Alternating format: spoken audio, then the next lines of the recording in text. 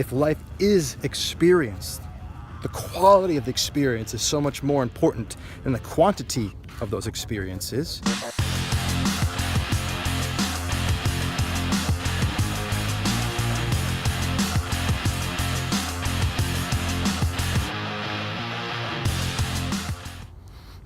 Success.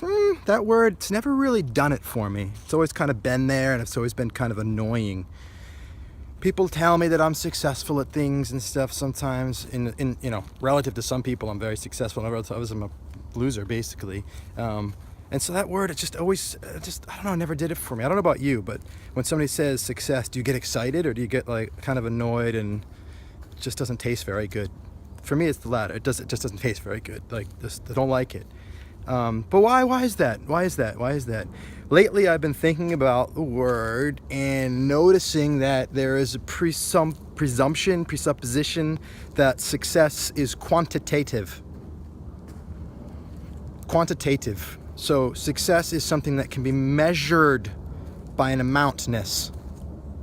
So in the sense of quantitative success, I'm not really that interested. What I am freaking obsessed with, which I never realized before actually, until I got this distinction, until I created this distinction, you could say, co-created it with the world, is qualitative success. What would that mean?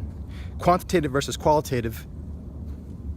Even when you come up with that distinction, sometimes I think, especially in the realms of science and research, we think, oh, that's qualitative versus quantitative. Qualitative, it's not so special, not so important. But my orientation in life, if life is experienced, the quality of the experience is so much more important than the quantity of those experiences, right? How many times did I walk in the woods? I don't know, but right now I'm walking in the woods with my son in the morning, beautiful fresh air, I'm barefoot on pine needles. There's a high quality of this experience, much more important to me than the quantity of them. There have been times in my life where I've been devouring quantities of different experiences as well, but I'm just aware that the quality of those experiences is always more important to me. How do they feel? How different are they? How unique are they? A million different factors in the quality of something. And so,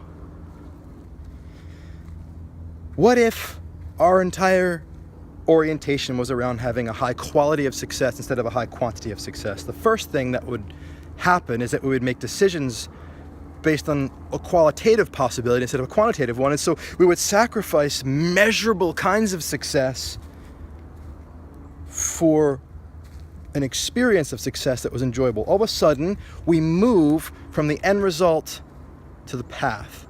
We move from the destination to the journey, because the quality of a success is actually defined by the experience of creating that success, which is the journey, which is the path.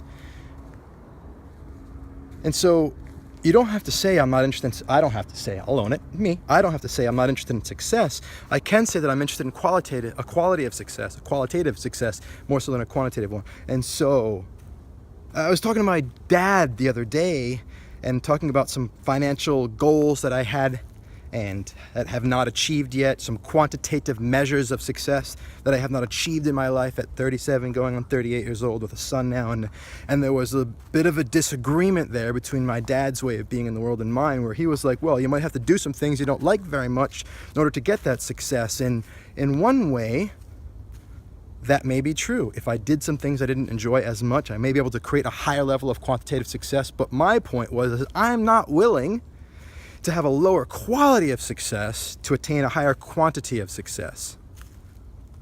And that's a values choice, you know?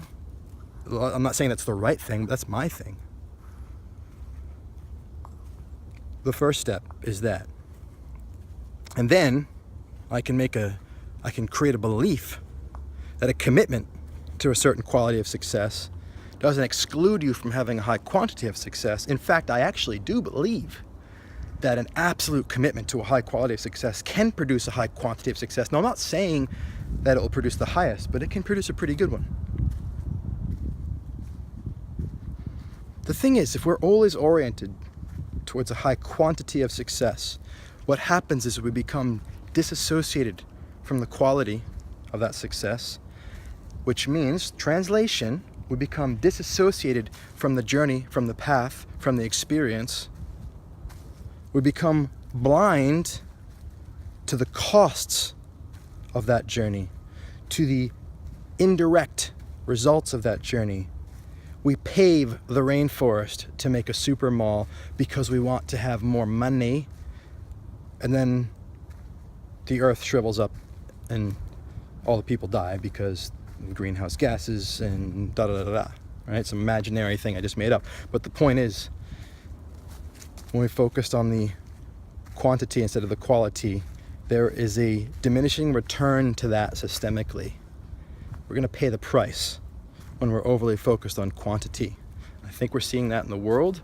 I think we're feeling that in our bodies.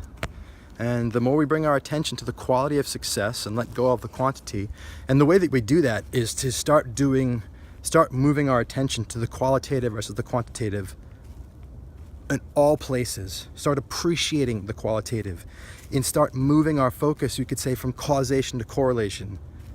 See where there is relationship. There doesn't have to be definitive, absolute cause, but is there a correlation? Is there an impact indirectly in some way? That matters because that's part of the quality of the experience. That's part of the qualitative result. Not the quantitative, but the qualitative.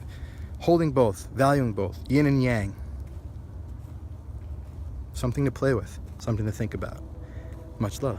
So if you like this video, make sure you subscribe to my channel, click the button, and also share with your friends, share the love, tweet it, Facebook it, Google Plus it, LinkedIn it, whatever you do, get it out there. And of course, if you really want to engage in this idea, down below in the comments, the discussion, the dialogue is where the best insights come. Challenge me, ask me questions, I will get back to you. Your ideas, your comments help me to create more videos. Finally, if you're interested in learning it all about what I do, my personal coaching for leaders, artists, musicians, sole proprietors, anybody who's a creative force in the world and creating their own things, check out my website. Also, if you're a coach and you want to learn more about my apprenticeship or learn more about how I create coaching clients, check out my website, link down below. Much love.